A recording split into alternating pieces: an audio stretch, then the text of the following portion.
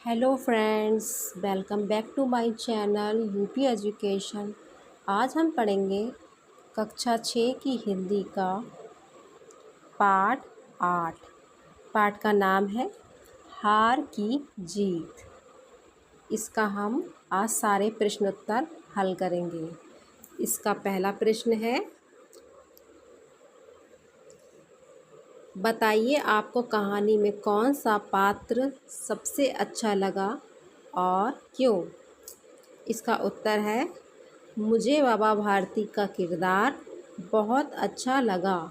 उनका सुल्तान के प्रति प्रेम, गरीबों के प्रति दया और उनकी सज्जनता सभी कुछ अनुकरण करने योग्य है।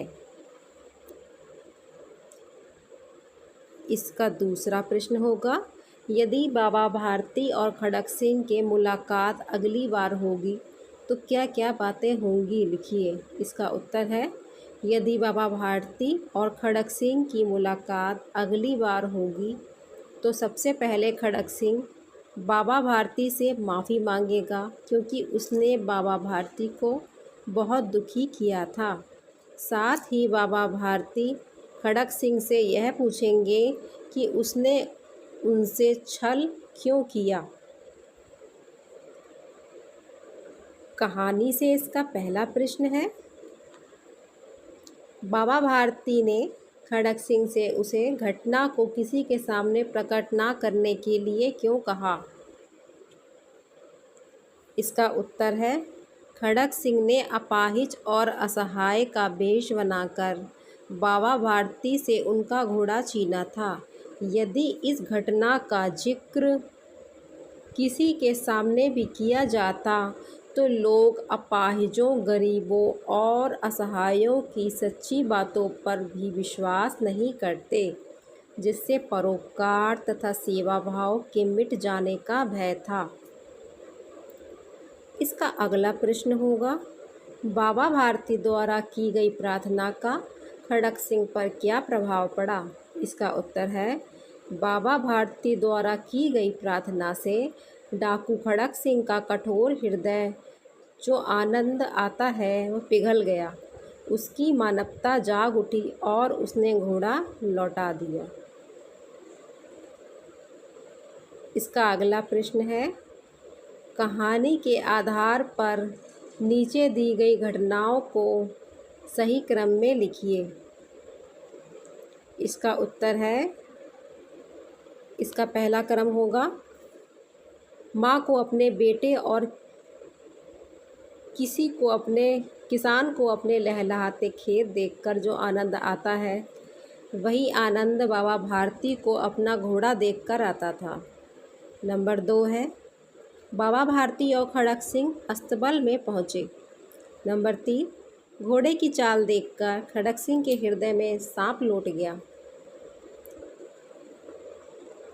नंबर 4, खड़क सिंह जाते जाते कह गया, बाबा जी मैं यह घोड़ा आपके पास ना रहने दूंगा।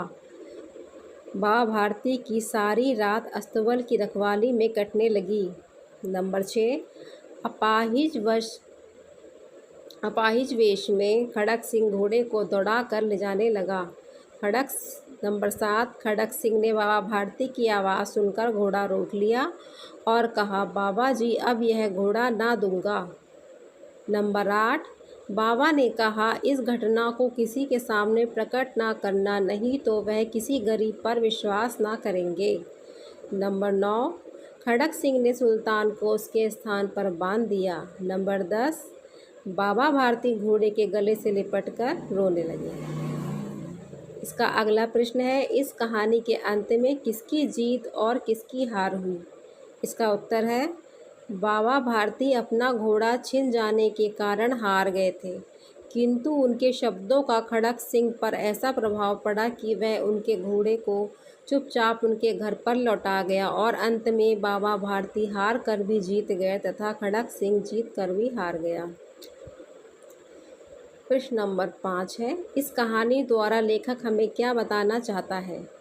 इसका उत्तर होगा, इस कहानी द्वारा लेखक हमें बताना चाहता है कि व्यक्ति जन्म से बुरा नहीं होता, परिस्थितियाँ उसे बुरा बना देती हैं। यदि ऐसे व्यक्तियों को अनुकूल परिवेश मिले तो सुधरते देर नहीं लगती।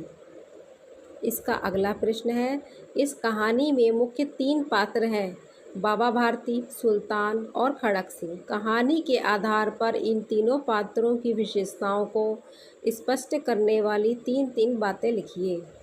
इसका उत्तर होगा, सबसे पहले काबला बाबा भारती। इनकी 3 विशेषताएं हैं। वे अपने घोड़े को, सुल्तान को बेटे से भी ज़्यादा प्यार करते थे। नंबर 2, उनके मन में गरीबों और लाचारों के लिए बहुत दया थी। नंबर 3, वे अपने घोड़े की सेवा तन मन से करते थे। इसका खा वाला है सुल्तान। सुल्तान की 3 विशेषताएं हैं। सुल्तान बहुत सुंदर था, इसके जोड़ का घोड़ा सारे इलाके में ना था। नंबर 3 होगा, सुल्तान बहुत बलवान था। इसका गा वाला होगा खड़क सिंह। खड़क सिंह की 3 विशेषताएं हैं। खड़क सिंह इलाके का मशहूर डाकू था, लोग उसका नाम सुनकर कांपते थे। खड़क सिंह डाकू होते हुए भी एक अच्छा इंसान था। इसका अगला प्रश्न होगा, उस संवाद को लिखिए जिसने डाकू खड़क सिंह का हृदय परिवर्तन कर दिया। इसका उत्तर है, यह घोड़ा तुम्हारा हो चुका है, मैं तुमसे वापस करने के लिए ना कहूँगा, परंतु खड़क सिंह केवल एक प्रार्थना करता हूँ, उसे स्वीकार ना करना, नहीं तो मेरा दिल टूट जाएगा। मेरी प्रार्थना केवल यह है कि इस घटना को किसी के सामने प्रकट ना करना। लोगों को यदि इस घटना का पता चल गया तो वे गरीब पर विश्वास ना करेंगे। इसका अगला प्रश्न है, कहानी के किस पात्र ने आपको सबसे ज़्यादा प्रभावित किया और क्यों? इसका उत्तर होगा, मुझे बाबा भारती के किरदार ने बहुत अधिक प्रभावित किया। बाबा भारती जी घोड़े को अपने प्राणों से भी अधिक प्यार करते थे।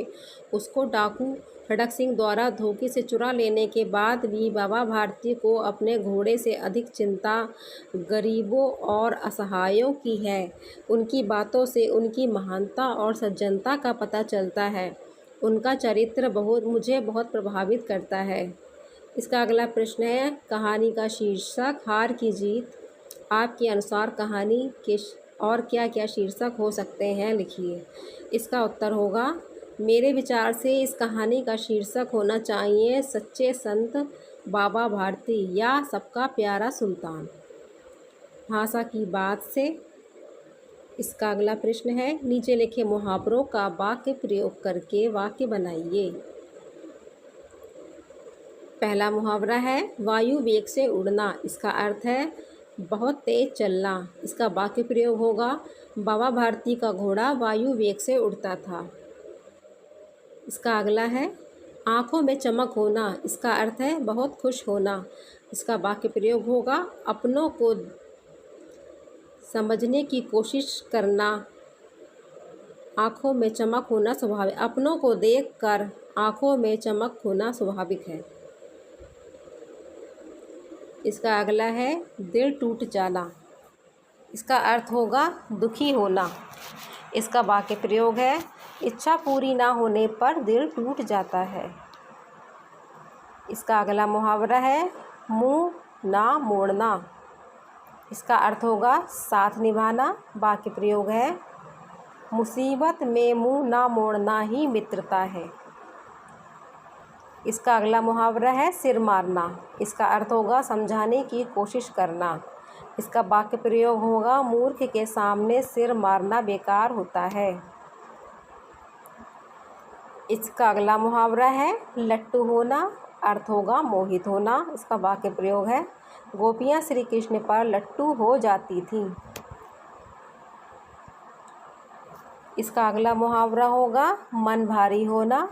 इसका अर्थ होगा उदास हो जाना। वाक्य प्रयोग होगा, अनावश्यक डांट से किसी का भी मन भारी हो जाता है।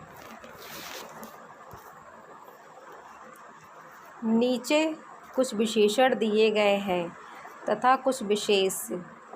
प्रत्येक विशेषण के साथ उपयुक्त विशेष मिलाकर लिखिए।